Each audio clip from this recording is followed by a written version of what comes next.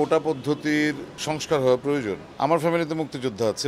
Recently যেটা এটা আমার কাছে খুবই ভয়াবহ লাগছে যে ওই কথাটা উজ্জ্ব রেখে ওই খণ্ডিত অংশটা হাইলাইট করা হচ্ছে। দুইটা গালি শুনতে হয় আমাদের, বামাতি আর নাইতে জামাতি। অভিনয়শিল্পী আসলে একেবারেই কর্মহীন, যেটা খুবই উদ্বেগজনক। আমরা কাজ করলে টাকা পাই, যেদিন কাজ করবো সেদিনের টাকা পাই, আর যেদিন কাজ করবো না সেদিন টাকা নেই। আমাদের বাছার অপশন কম, আমি তো পথে বসে যাবো। তো দর্শকের জন্য অনেক বাছাই করে নাটক বানিয়েছিলাম, সেটার মূল্যায়ন তো দর্শকরা করে নাই। আমার চরিত্রটি হচ্ছে আসলে ওই চাকরির নামে প্রতারণা করি, বিভিন্ন মানুষকে চাকরির প্রলোভন দেখিয়ে ওদের কাছ থেকে একটা বড় অঙ্কের টাকা জমা রেখে পরে আমরা ভেঙে যাই।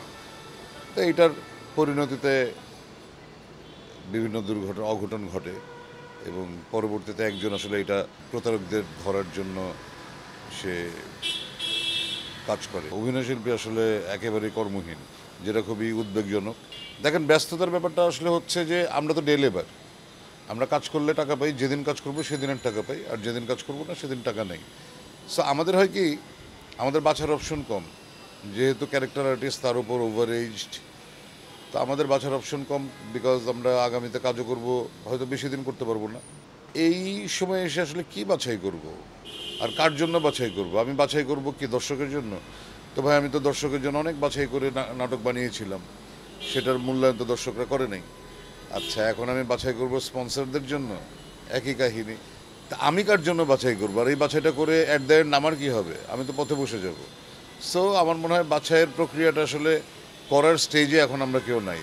আমরা এখন এটাকে কি বলে, ওই মাৎসন্যায় একটা পরিস্থিতিতে আছি। মানে আমরা সবাই ভেসে যাচ্ছি আর কি, ভেসে যাচ্ছি। আমাদের কোনো কিছুতেই আসলে নিজস্ব কোনো চিন্তাভাবনা বা লক্ষ্য নাই। ভাসতে হবে, এই জন্য ভাসছি। ইন্ডাস্ট্রি তো আসলে আমাদের বাইরের কিছু না। এই আমরা সবাই মিলে আসলে আমাদের এই ইন্ডাস্ট্রি, যদিও আমাদের নাটকের এটাই এখনো ইন্ডাস্ট্রি হয়নি। এটা আসলে একটা শিশু এখন আর বলবে না। টেলিভিশন ইন্ডাস্ট্রি, আমি বহু বছর ধরে বলতেছি, এটা এখন লাইফ সাপোর্টে আছে। লাইফ সাপোর্টগুলি খুলে দিলেই ইন্ডাস্ট্রি শেষ।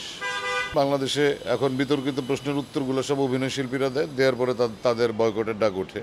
তা আপনি এরকমই একটা বিতর্কিত প্রশ্ন করলেন আমাকে। তারপর আমি বলবো যেটা হচ্ছে, দেখেন, আমার ফ্যামিলিতে মুক্তিযোদ্ধা আছে এবং আমি আজন্ম মুক্তিযুদ্ধের চেতনা লালনকারী একজন মানুষ। আমি মুক্তিযুদ্ধ বিরোধী এমন কারোর সাথে বন্ধুত্বও করি নাই কখনো। এত কিছুর পরেও আমি মনে করি, আমার ফ্যামিলিতে মুক্তিযোদ্ধা আছে, কিন্তু আমি মনে করি যে এই কোটা পদ্ধতির সংস্কার হওয়া প্রয়োজন।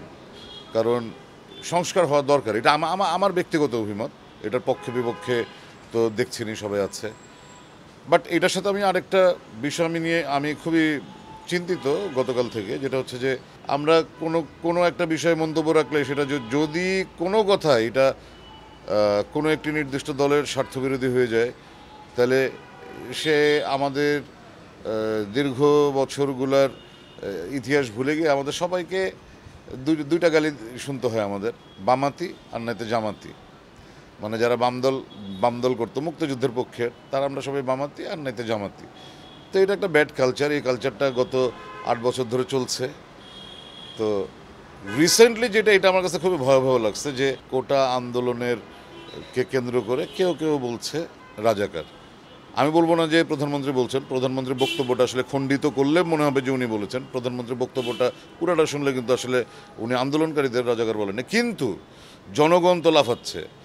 একদল জনগণ কিন্তু বলছে কোটা আন্দোলনে যারা যাচ্ছে তারা রাজাকার।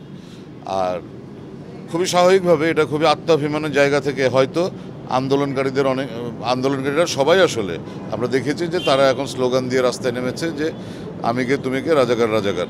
এরপরেও কিন্তু আরেকটা কথা আছে স্লোগানে, ওই কথাটা উজ্জ্ব রেখে ওই খণ্ডিত অংশটা হাইলাইট করা হচ্ছে। তো এতে কি আসলে এইগুলি আমার মনে হয় উভয় পক্ষই উদ্দেশ্যমূলকভাবে এগুলো করে, যে দেশে একটা অরাজক পরিস্থিতি তৈরি করার জন্য। প্রধানমন্ত্রীর বক্তব্যটার খণ্ডিত অংশ নিয়ে যেরকম একদল লোক খেপেছে, ইনফ্যাক্ট তাদের খেপানো হয়েছে ওই বক্তব্যটা খণ্ডিত করে হাইলাইট করার জন্য। আবার ঠিক একইভাবে সরকারি দলও খেপেছে ওই আন্দোলনকারীদের খণ্ডিত বক্তব্যগুলো ওদের কানে হাইলাইট করার জন্য। তো এই দুষ্টচক্রটাকে আসলে বের করাটা খুব জরুরি, কারণ নয়তো আগামীতে আমরা জাতি হিসাবে সবাই আসলে ইতিহাসের কাঠগড়ায় দাঁড়াবো।